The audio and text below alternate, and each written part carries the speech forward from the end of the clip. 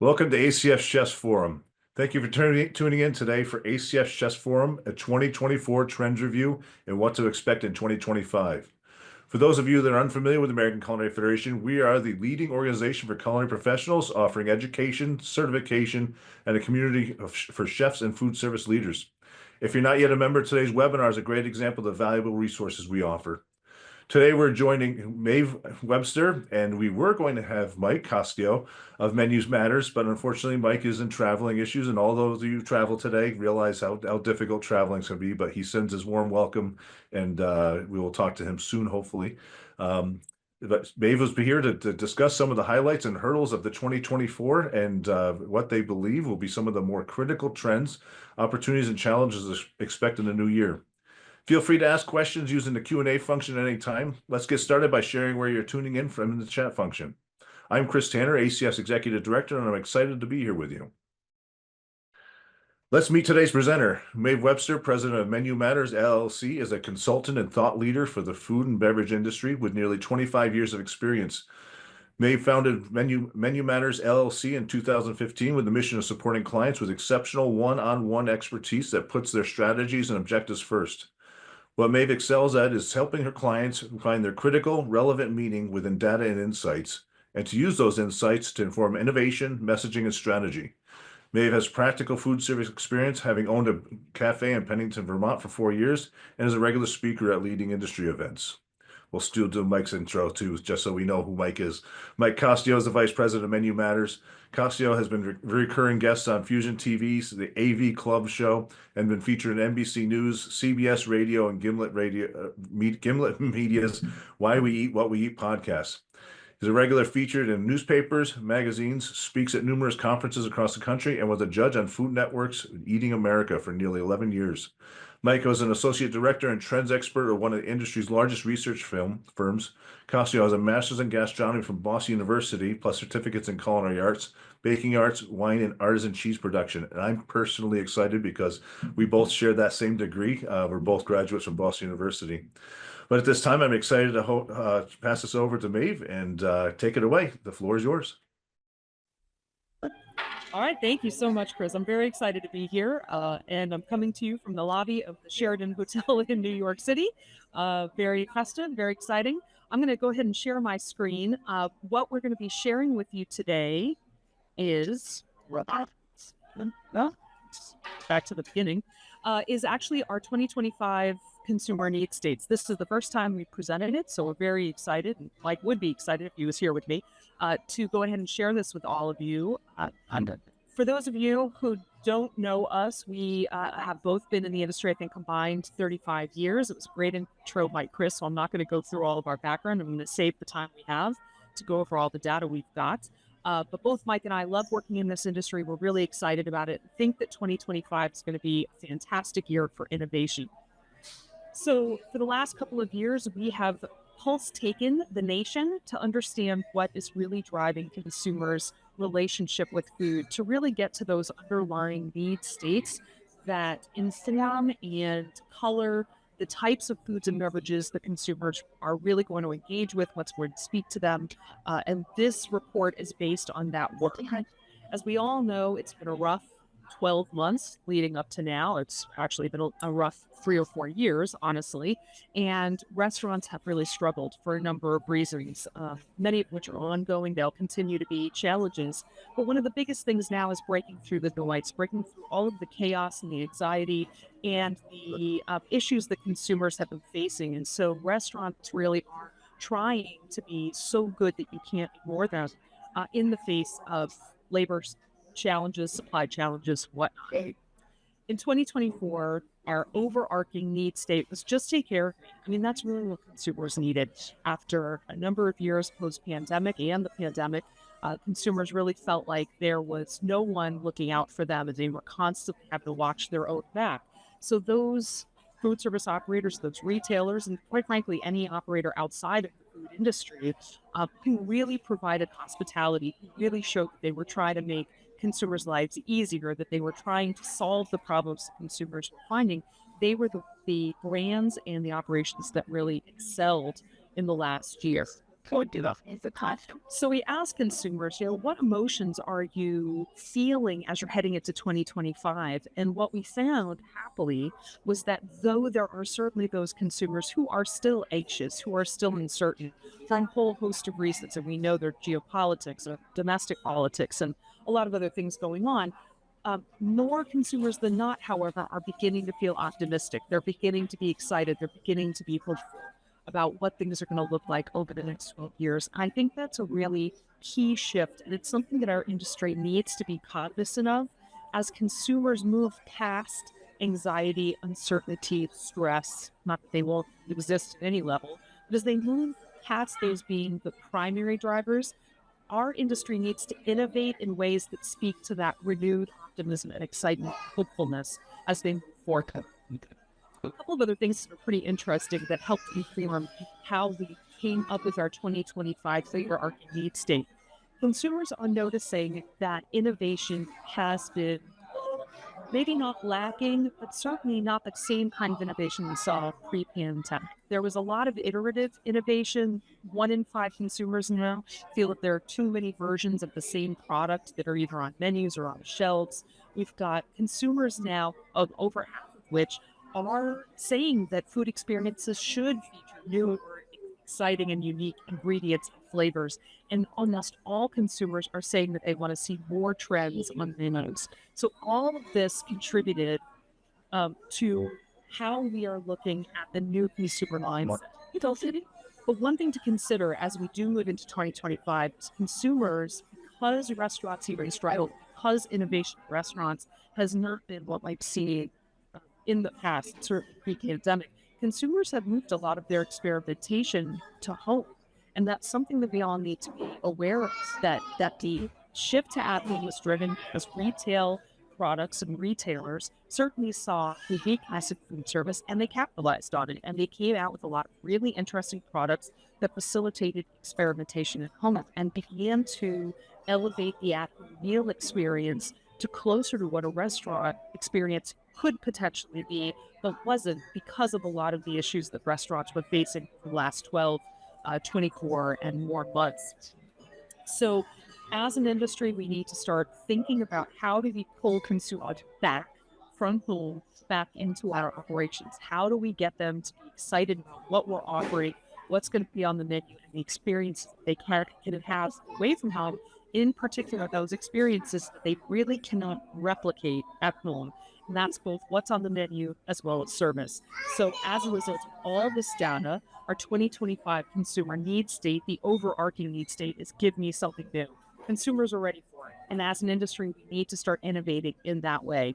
Comfort food and nostalgia has been fine for the last few years, but it's time to move past those. It's time to start thinking forward, being optimistic in our innovation, and really offering consumers new and exciting and engaging experience. And again, the experiences that they cannot replicate easily or at all. So as you think about that overarching need state, that plays out in a number of different ways. There's no one way to tackle that idea of giving consumers something new. So we've come up with 5 iterations of how that type of overarching need state will play out with consumers. We're talking about new sensory experiences, bold new experiences and flavors, a new approach to value, which is something very important for our industry because costs are not going down anytime in the near future. We need to protect our profit margins. We need to give them new ways to escape, and more than anything else, even as our industry needs to embrace technology to address a lot of the labor and other issues that we're facing, we can't forget that where we work is the hospitality industry. Hospitality is giving consumers the human touch. So all of that technology shouldn't remove the human touch from our experiences, but rather facilitate better hospitality, allow humans to not maybe do all of the iterative drudge work, and get them out in front of the consumers to give them what they're looking for. So let's start with the first way that giving consumers something new is going to play out, and that's giving them new sensory experiences. Last year, we did 2 really interesting studies with consumers. The first one was we wanted to understand how consumers would prioritize their senses. And this is how this played out. So these percentages that you're seeing here are the share of consumers that ranked each one of these senses, either one or two. So a few things to keep in mind here. It's not surprising that taste, and happily, taste was ranked the highest. However, it is a bit shocking and certainly of note that nearly 70% of consumers ranked taste one or two. That suggests that at this point, there's a share of consumers that are looking for experiences that go beyond simply the flavor of the foods and beverages that they're paying for away. That might seem crazy to a certain degree, but it is notable, right? Because a food experience, particularly an away from home food experience, should be all encompassing, all sensory encompassing. It's very notable that smell was the second. Now, certainly as culinarians, you know that smell is inherent to what a taste is going to be. I think part of the results of smell and the 61% that ranked smell one or two is a reaction to what happened during the pandemic when so many people were losing their sense of smell and gained a renewed appreciation for the role of smell and their sense of smell and how they experience the world. But I think smell has also been something that has been somewhat disregarded and certainly left behind a bit as we focused on what was actually ranked the third most important, and that's sight and the whole idea of Instagrammability and what food looks like. Certainly that's important, but we've lost the way that we describe smell and the role of smell. You've got that Cinnabon experience, right, where you get that strong waft of cinnamon. It just makes you crave something like a cinnamon roll. But there are so many other ways we can be leveraging smell. And then, of course, you've got touch and hearing are ranked lower. But I would say that it's not the touch and you're talking. Your sense of sound, your hearing. It's not that those aren't important. I think consumers don't inherently understand the role. We're going to talk about that in a minute. So once we got those results back, we actually wanted to follow up and understand, okay, why is it that consumers didn't rank taste as number one or two? So we asked them, what would you give up? Which sense would you give up in order to enhance all your other senses? And shockingly, what we found was hearing. Well, that's not shocking. More consumers were willing to give up their sense of hearing. And again, I think that's going to say they don't appreciate the role of sound in an overall food experience. But the same share that didn't indicate that taste was ranked one or two actually said they were willing to give up taste as part of their experience. And I think that this is part of what we've seen with the role of trends now. We've talked about trends as an industry and the way consumers look at trends and the role of trends. Just as an interesting thing here, we went to Sip and Guzzle, and this was how they served a cabbage item at Sip and Guzzle. It's very tactile. You have to pull the layers apart. It really engaged all of your senses. And the minute that came out, it was delivered to its bar. Everybody stopped at the bar and wanted to know what people ordered. What was this? They started taking videos as well. And this other one was a soft serve that was covered in potato chips, but it wasn't just covered in potato chips. It actually had potato chip flaked as well. So I mentioned that trends may have played a role in the idea of taste no longer being the most important element for some consumers. In fact, when they get to that, we actually cross-checked the entire results of that survey. Those consumers said they wanted to see more trends at restaurants. And shockingly, among those consumers who said that they wanted to see more trends at restaurants, right, 61% of those consumers said that they would abandon taste.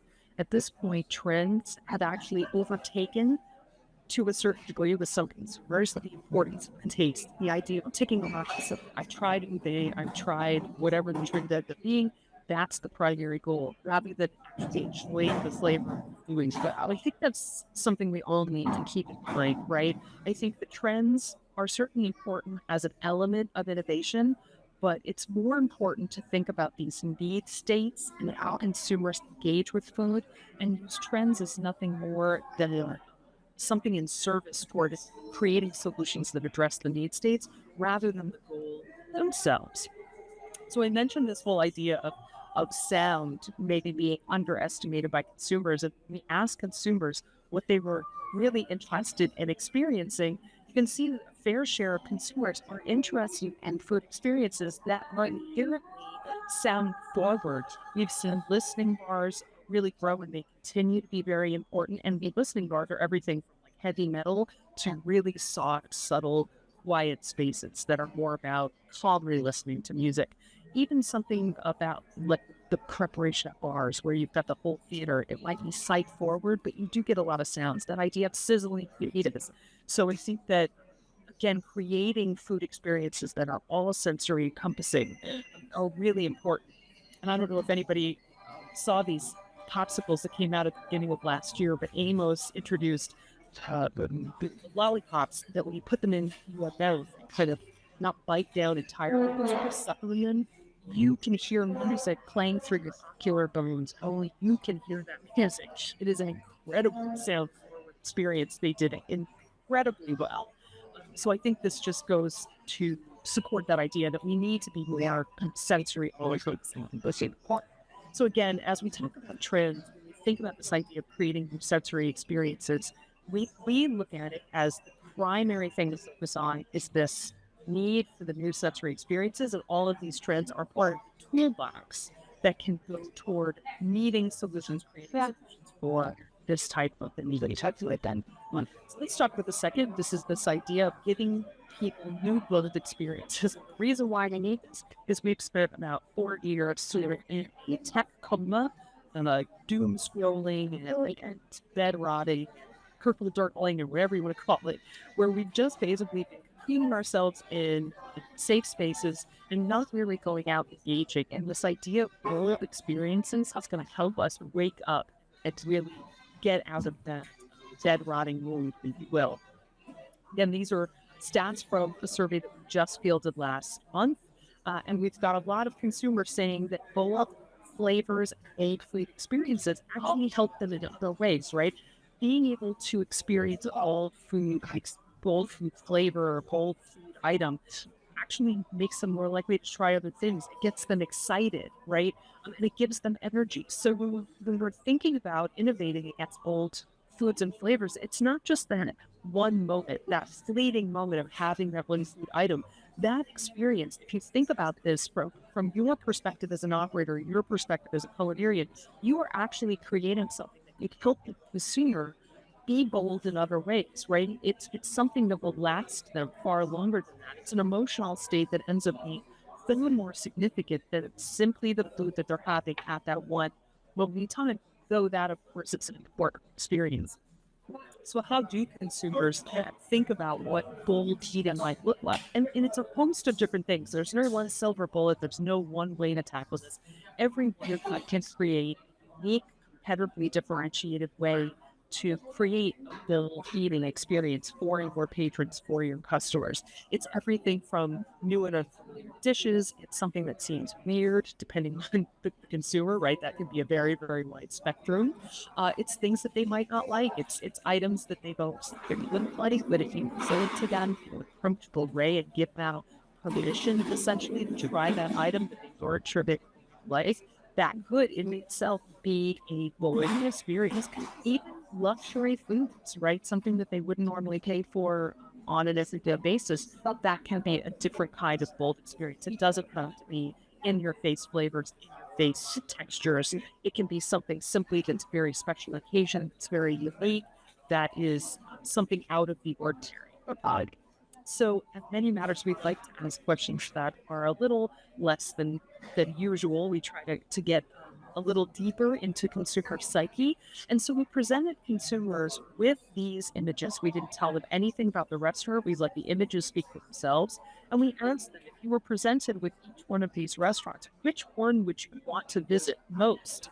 Which one is the most appealing? And I think what we found here, just from the images, that consumers are skewing now toward restaurants suggest, from a visual point of view, that the experience is going to be out of the ordinary. It's going to be unique. It's going to be something immersive, right? Which is crossing over into both that new full sensory experience as well as stateless.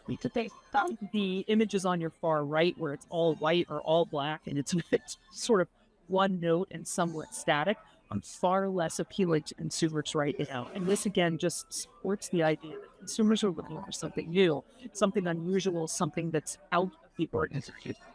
So we asked again, what flavors are bold?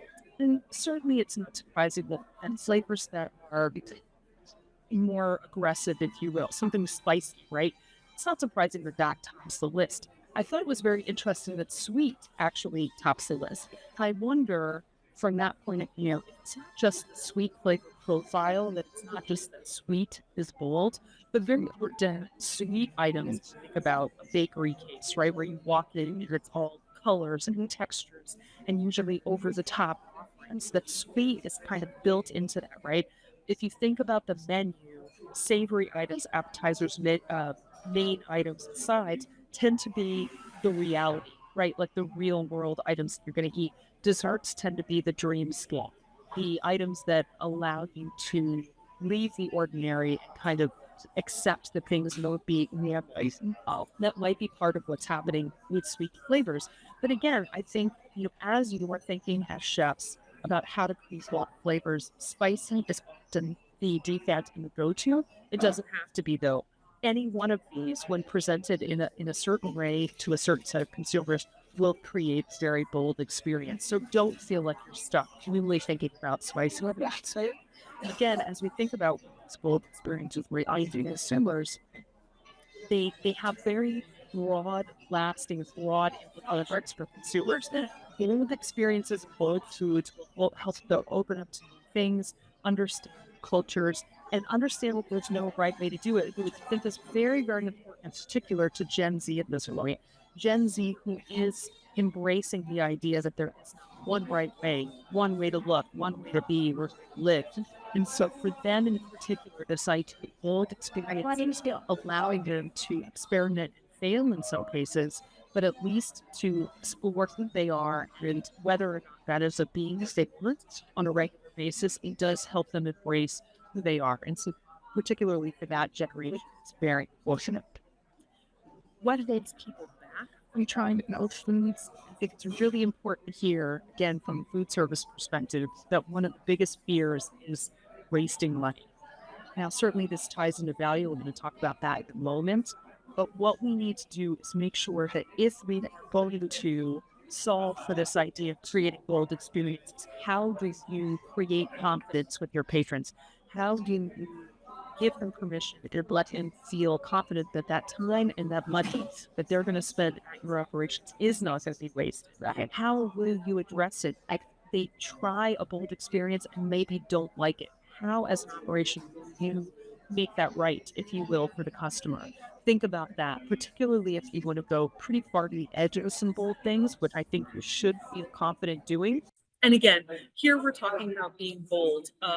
This is, I don't know if anybody has seen this, the Nutter Butter social media campaign, but it's a bit crazy, right? I'm just going to keep going in order to get through the rest of this, but make sure to take a look at the Nutter Butter, and all of you look at this deck as well, so you'll have an opportunity to look at that. But Nutter Butter really embraced that idea of going super, super bold and just throwing it all out there and seeing who responded. And quite frankly, they've gotten a huge amount of press as a result. So let's go on to the third. So I talked about value, that fear of wasting money. I think this is a great segue into the idea of give me new ways to value, right?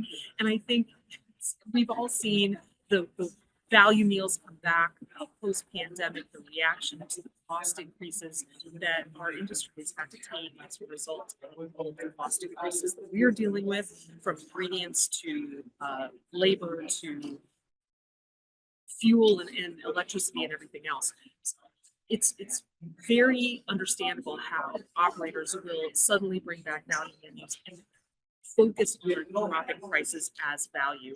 But I think it's important to know that it's not just price that drives that value equation. Certainly price is part of it, but there are a lot of other things that can drive value that will allow operators to not simply react by dropping prices, because quite frankly, those price drops at this point are not sustainable. It's not something our industry can afford to do for a very long period of time. Plus, as we've certainly seen in fast food operations, once you get consumers used to paying $1, $5, $6, they're never going to want to pay more than that. We need to help consumers understand that food costs a certain amount, but that they're going to get something worth it for that amount.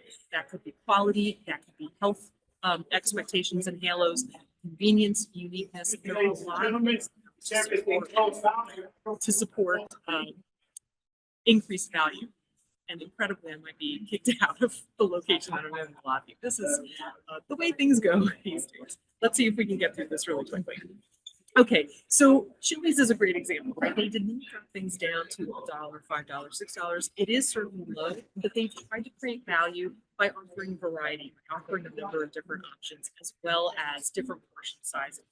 Another way to look at creating value is luxury. How do you create a greater luxurious experience, even if it's very approachable, like caviar and crepes? There are a number of different things that consumers react to at this point when it comes to what can say value to them, knowing where ingredients come from, innovation, even just brands that they trust. All of that can help create value. So as we think about moving forward with value as an industry, we can't react by simply dropping prices. We need to start supporting that value proposition, a whole host of other things that will allow us to keep price points, to protect our profit margins and move forward with that rather than just simply dropping prices. That will not be sustainable in the term, and consumers will react to it positively. Last two, give them new ways to escape. We have to create new ways for them to get out of their ordinary lives to escape the ordinary.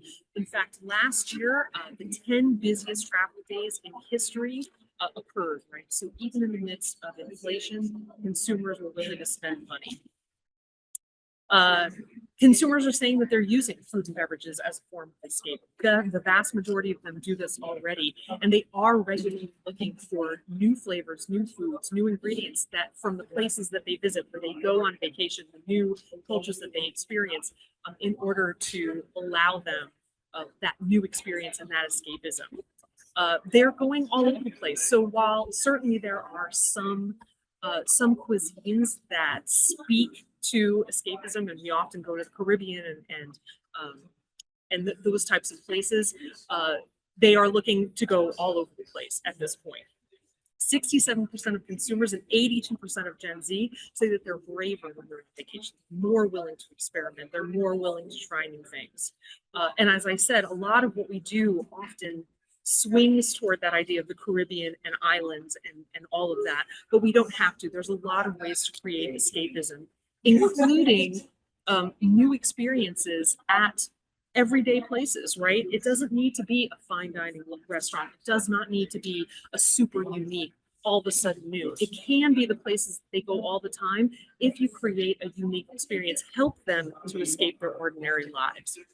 And here's the trend toolbox that you can use in order to provide that escapism. Finally, give them the human touch. We certainly need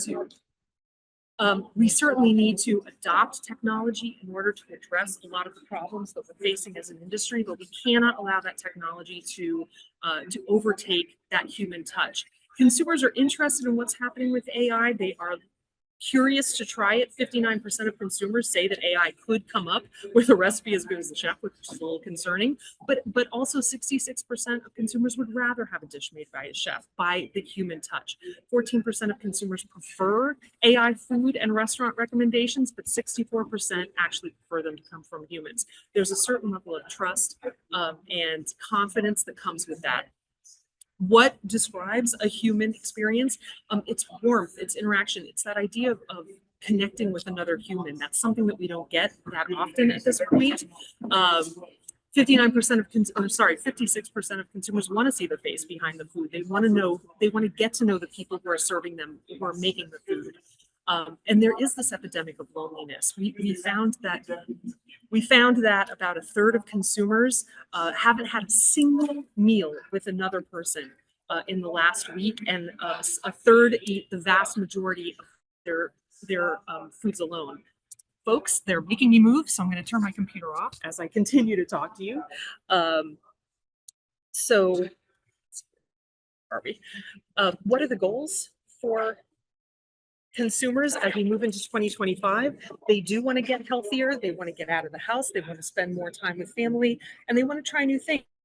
All of this is going to go toward helping them experience better, have better experiences, and connect more with people. They want to have those human-to-human connections, and we're seeing that. And quite frankly, food, more than any other industry, is what will give them that. And quite frankly, hospitality industry, food service, that's where they're going to get that. That's the whole role of our industry, is to provide human-to-human connections.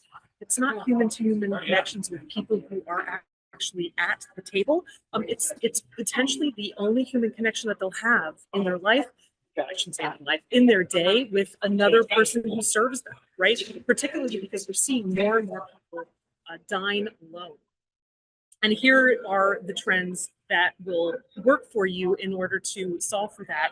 And here are the trends that we're really looking at for 2025, the unique trends that will drive our industry. But again, while we're providing these trends to you, I want you to think about these trends in service toward addressing more significant issues for consumers, those deep need states that they have that they're trying to solve for.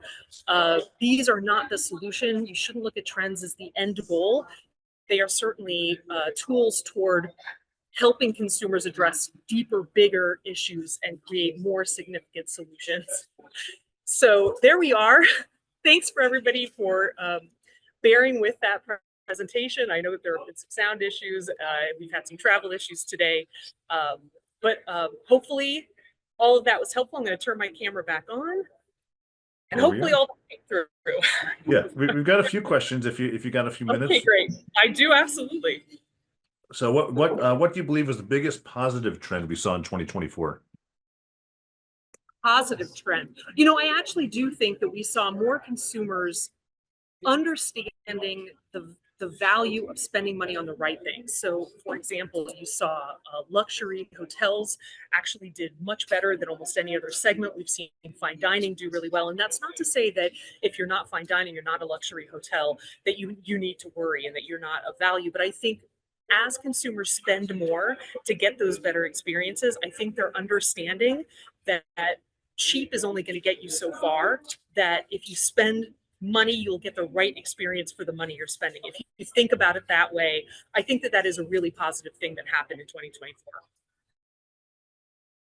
Then next one is, what do you predict being the biggest challenge for 2025?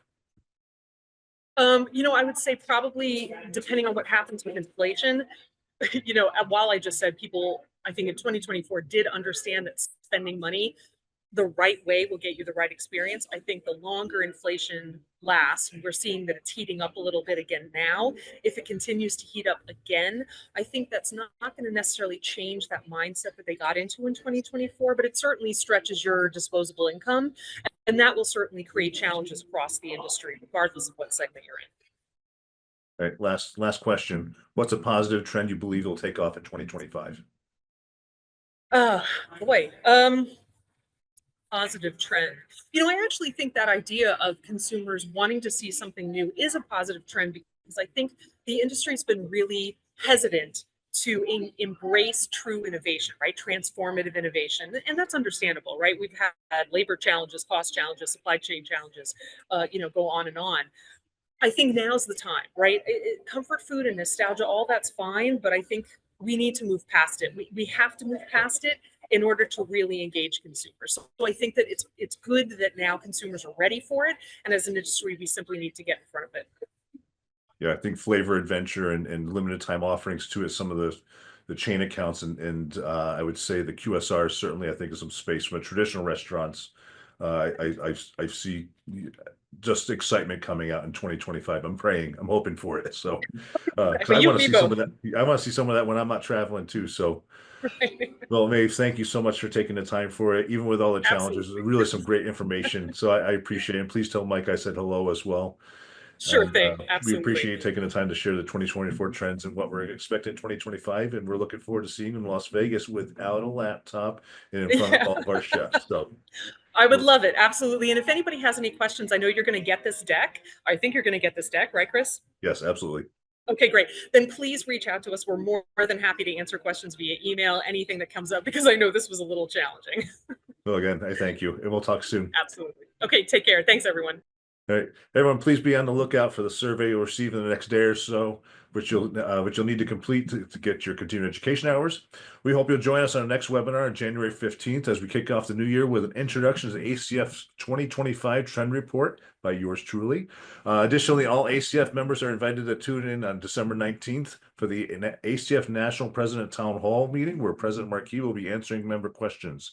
To learn more about the upcoming webinars, visit acfchefs.org and click on the events tab. To register for the town hall or submit questions in advance for President Markey, visit the members only portal. On behalf of the ACF National Office, thank you again to Maeve and for bringing this opportunity, and thank you all for joining us. I hope you all have a wonderful day.